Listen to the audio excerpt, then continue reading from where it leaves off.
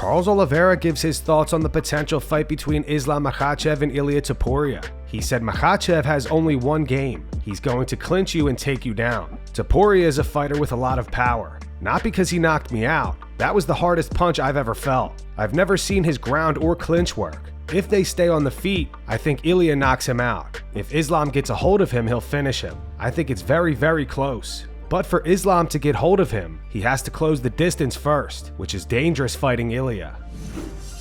Sean O'Malley says he's been training for 5 rounds, even though his upcoming fight with Song Yadong is scheduled for 3. Sean insists he's not looking past Song, but says he is preparing for a rematch against Petr Yan. Yeah,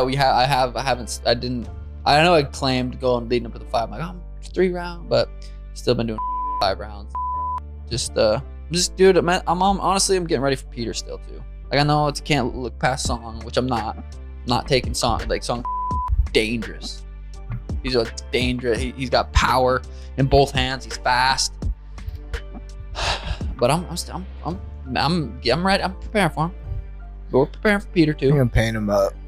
You gotta paint him up. He's gonna die. You're damn right. And then Jon Anik said he said there was like 6 or 7 title fights on the White House card. That's crazy. Dude, that's the thing. It's every single weight class. Well, no, because there's girls classes too. Girls. I mean, if there's 6 title fights, that's insane. That would be crazy. Because it makes sense. He was kind of explaining, like, you know, January, Gaethje and Paddy are fighting, so that the 55 belt could be up for grabs in June. It makes sense. The 35 belt, who knows? It depends if they book Petr. I don't think they're gonna. I don't know. I would hate to have to fight Ilia right now, straight off that divorce. Might be the best time, dude. Justin Gaethje's coach Trevor Whitman gives an update on how training camp is going for UFC 324. Yeah, so it's Monday. We are 4 weeks out from the fight from this following Saturday, and we're in a down week now. So we really hit a high pace for the first 4 weeks of camp. And now it's time to taper back a little bit and let his body recover. I started seeing his body not really hit a wall, but I could just see certain things on the recovery. So it was time to pull back. So last week we took the last 2 days off. We still just did like little motion shadow boxing and stuff like that. So we got a 4 days completely off to let his body recover. And then this week is a down week, and a down week is not 100% off. I'd say it's probably about 70% go. We're about, we were usually doing around 10 to 11 rounds of a workout. This week is going to be more like 6 to 7 rounds and about 70% push. We got George in town, our jiu-jitsu coach, so that's a cool thing. He actually just got here. And this week's going to be a lot of focus on grappling, but drilling grappling again, down pulling back a little bit. We also have our party this week. We have the coaches party with Justin's parents on Friday. And then on Saturday, we're having a Onyx New Year's party here. Pretty much a launch, because we're pretty much done with everything here, all the construction we've been doing. So it's going to be an exciting week. There's going to be a lot this week from activities, but from a conditioning standpoint and a preparation standpoint, it's going to be a lot more technical and allow Justin's body to recover. Tracy Cortez asks Alex Perereira if he's going to marry her. She posted a series of photos of the two to her Instagram story and then followed up with this video. Baby, are you gonna want to marry me? Alex! Sim ou não? Sim ou não? Chama. Shara Bullet helps Valter Walker with his striking.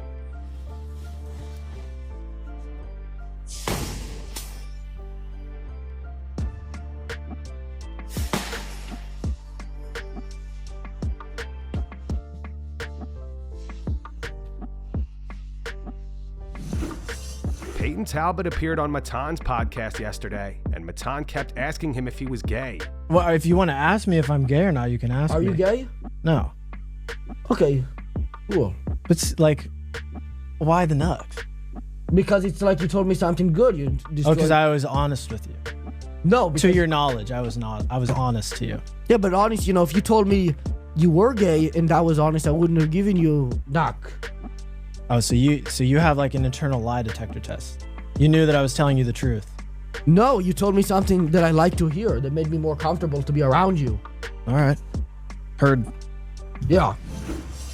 Jon Anik explains why he thinks Arman Tsarukyan is being treated unfairly by the UFC.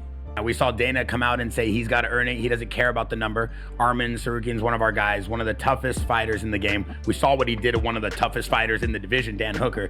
Do you feel he's being treated unfair? Do you feel like he deserves a title shot? We see what's going on with Gaethje and we see what's going on with Paddy. So with respect to Ilia Topuria, Justin Gaethje, and Paddy Pimblett, I think most of the fan base would agree with me that Arman Tsarukyan looks like the best, most complete lightweight in the world. But only Hunter and Dana and a few other select individuals know exactly what happened before UFC 311. Depending upon who you ask, it was either weight cut related or injury related, whatever it may be. The narrative continues to spin, and the fight with Dan Hooker no longer became a title eliminator. I mean, the world is unfair. So yes, I do believe he is being treated unfairly, but the extent to which he crossed Dana White back in January at UFC 311, only those on the inside really know.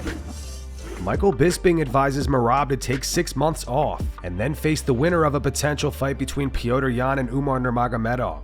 I think if Merab takes a good break, take some time off, maybe 6 months, lets Yan fight Umar Nurmagomedov and then come back and fight the winner.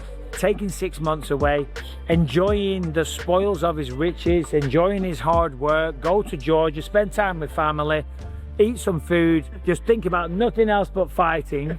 Think about nothing, don't think about fighting. Jiri Prochazka says he's ready for another crack at the light heavyweight title. He posted this on X. He wrote, "I don't care who, but my stand is still the same. Now I believe I am in position to fight for the belt. Hashtag let's go for that."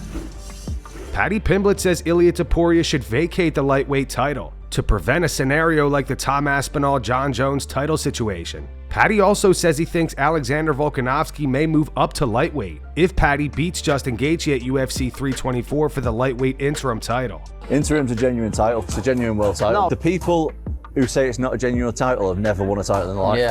Yeah. They're the ones who say it's not. As I say though, people keep saying, oh, you're probably going to end up like Tom when you're winning, it'll get upgraded. And why would that happen though? Because people are saying Ilia's not going to be back for at least a year. I don't know. I don't know his personal situation. I don't, but people are saying it could get messy and it could end up being like 2 years if I don't know. If it gets dragged out. How would you feel about that, knowing what Tom's been through with Jon Jones and all that stuff? For a lad, if he's going to sit out for that long, I would rather him just vacate and stop holding the division up. But I do want to fight him, you know what I mean? So it's a catch-22. I don't know, lad. I want to beat Ilia up and show everyone that I can beat him, but at the same time, if he's going to have me waiting like Tom was waiting for Jon, then no. Just vacate, lad, and let the division crack on. With featherweight, it all depends what happens with Volk and Lopez. Well, Volk's going, isn't he? I think this is going to be Volk's last one. I've heard people saying that Volk's might retire after this fight because it's in Australia.